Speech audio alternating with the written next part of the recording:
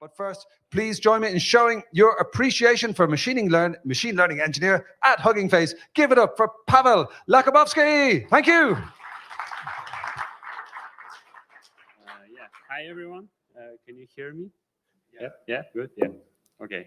So today I'm going to talk more about the Hugging Face and how you can use the open source tools for your computer vision projects. A few words about me in case you already forgot an introduction. My name is Pavel, and I'm actually an open source maintainer and contributor. And you can see like my libraries here. Probably if you previously worked with image segmentation. Oops. Okay, working now. With image segmentation, you probably met my libraries on a GitHub. I also previously participated in Kaggle competitions, and like a half year ago, I joined the Hugging Face, and you can see like on the GitHub timeline how increased the number of contributions to open source in that. Yeah. Okay. The first, I want to talk why actually you have to consider using Hugging Face tools. And it's written here that we have like thousands of models on the hub, but actually just yesterday we crossed the 1 million models hosted on the hub. So yeah, you definitely have to try to find like the model for your particular project there. Another thing that we are creating open source libraries, and we try to make it like really simple for anyone, so you could really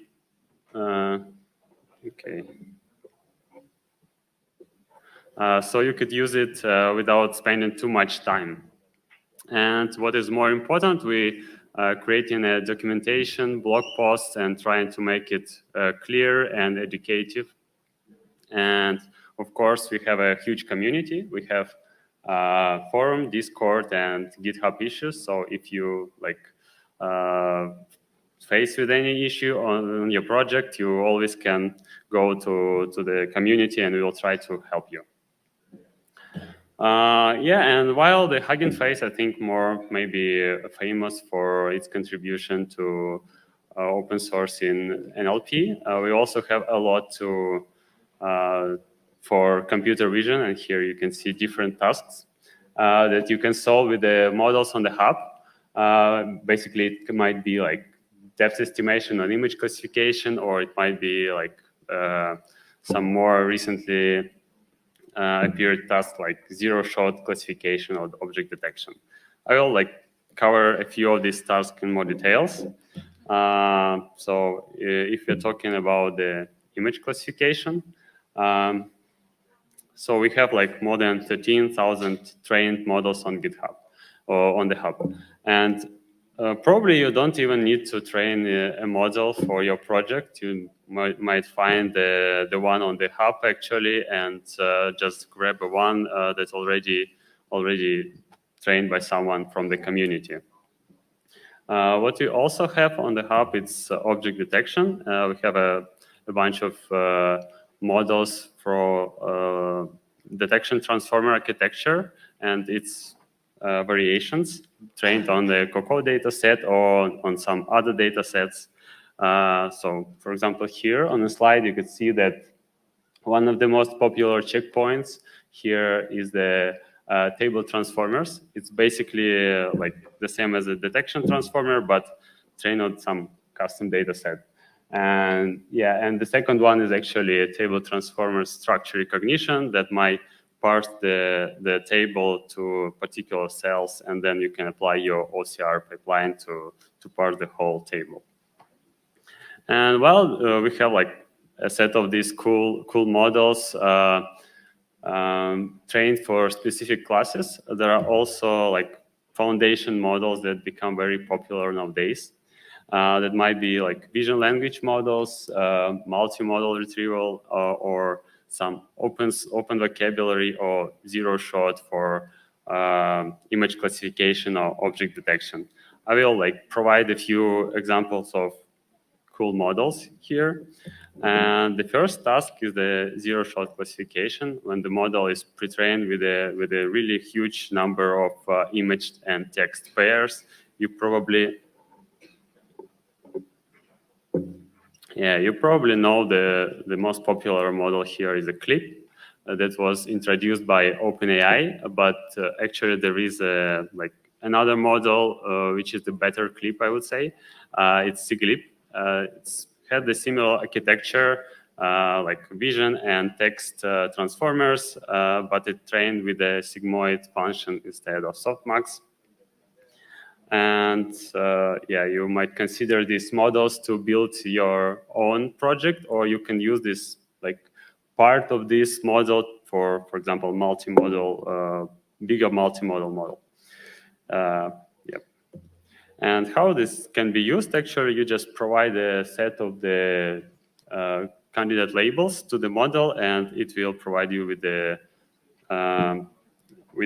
probabilities, kind of probabilities for each of these labels. Like on this image, we can provide a bee on a flower, bee in a hive, and bee in the sky. And you can see the probabilities for each of these labels. Another cool thing is that now become popular for zero-shot object detection. A few models here is OLVIT and OLVIT V2, which is better OLVIT actually. We have also grounded Dyna, and like 2 days ago, the OMDET was added. It's open vocabulary object detection model with the real-time capabilities. It somehow reused the architecture of real-time detection transformer. Okay, cool. And how actually you can use this model from the hub? The cool things here is that you can try it without like writing even a line of code or requiring to download the model on your computer, because many of these models might be, foundation models might be pretty huge in size. So on the hub, we have like on the right side this kind of widget for the model where you could try it just in a few clicks. You can upload your image there, provide, for example, candidate labels, and run a prediction. And if you like how the model perform, you can even use our serverless API for the model to make your, for example, proof of concept project. Or if you need some kind of customization, you can of course load these models. We have a really popular library, open source library called Transformers, and it has a lot of model architectures implemented there. If you're talking about this library, we're trying to make it, as I said previously, with a really simple API for every model, and we try to unify it across the model. So you can like have very similar API as for like object detection or image classification. So you basically need to just load the model from the hub and the image processor, which is just 2 lines of code. And then you perform like 3 standard steps: make pre-processing, inference, and post-process your detections. And while this model is implemented in transformers, it actually might have like really cool features that are also implemented in transformers, which is relevant for foundation models. You can want to somehow optimize their performance because they might be really huge in size. The first thing I want to cover is actually attention implementation, because most of these models, they are transformers, and transformers have inside this attention mechanism. It might be implemented differently. The first one is the eager implementation. So it's basically implementation based on the native PyTorch matrix multiplication. It's the most flexible one. You can use it with any GPU, for example, or CPU, or with Torch V1 or V2. But in case you want like faster performance, or you want to have like more memory efficient implementation, you might provide just attention implementation argument while loading the model, and you will switch to another one if it is accessible for this particular model. Here is actually an example how you may benefit from another attention implementations for SIGLIP model. Of course, it depends on your hardware, on your installed Torch version, and but still you might see that for batch size of 8, you might expect 1.8 acceleration for SIGLIP. Another cool thing is that we have like quantization features out of the box. So you just need, for example, import bits and bytes config and specify whether you want to load the model in 8int or 4int and provide this config while loading the model. And it will reduce your model size and allows you to fit in a lower GPU, for example. And one thing we are also trying to care about is the compatibility with Torch Compile. As far as I remember, it was introduced from Torch, maybe Torch 2. It is very similar to Torch tracing and scripting, but maybe it has a bit more flexibility about control flows and this. And here's the work done by my colleague, Yoni. So you can see here that we get some experiments with the real-time detection transformer. And the non-optimized architecture that we first implement in transformers has just 29 frames per second, while even for compiled version it was just 30 frames per second. But when we like optimize the architecture a bit and avoid some graph breaks, we can achieve with the same model, with the same actually the same quality up to 150 frames per second. So I think that's really cool. And of course, if you want to export the model to run it on some edge device, we have another cool library called Optimum, and in a few lines you can export the model, for example, in ONNX runtime. What to do in case the model is still too large or you are not like satisfied with the speed?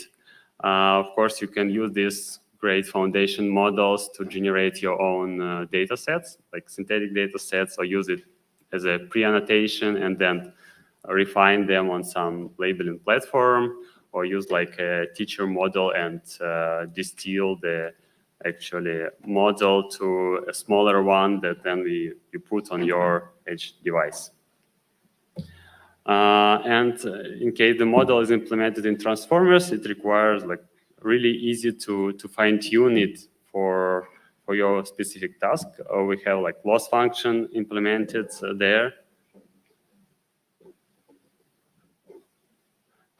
So you can use the very simple PyTorch loop to train it, or of course we have like again libraries like Accelerate or Trainer API, so you can train the model, distribute it on many GPUs, or And of course you don't need to start writing it everything from scratch. We have awesome guides for you. Almost for any model, you could find the training Jupyter notebook or script in our official examples, or like in one of the repos from my colleagues here, it's transformer tutorials and small vision. And one more thing I want to share with you, it's actually, I would say that's a hidden gem of the lab of Hugging Face, how to integrate your project with the Hugging Face Hub. It's like 2 simple steps. First, you add your dependency on the Hugging Face Hub package. It's lightweight package for integration. And the second one, you add PyTorch model hub mixin to your standard PyTorch model. And just adding this one dependency, you get like 3 methods. The first one, to save your model to a local directory. The second one, you can push this model to the hub. And the third one, you can actually restore this model back from the hub, and it will load the configuration of the model and actually the weights, trained weights of the model. So, and as soon as the model on the hub is actually a repo, you will also get the version control of the model. You will get the download counts in case it is a public repo, and you will see how popular your project on the hub. And in addition to that, you will get a safe serialization format for your weights. So basically, instead of commonly used pickle, so the user can trust your hosted model. Yeah, and in case you actually share the model with the community, it would nice to like provide model with some model card, for example, some snippets how to run it. And what is more exciting would be to build some demo. We can build it with a Gradio, Streamlit, or Docker and host it on the Hugging Face spaces.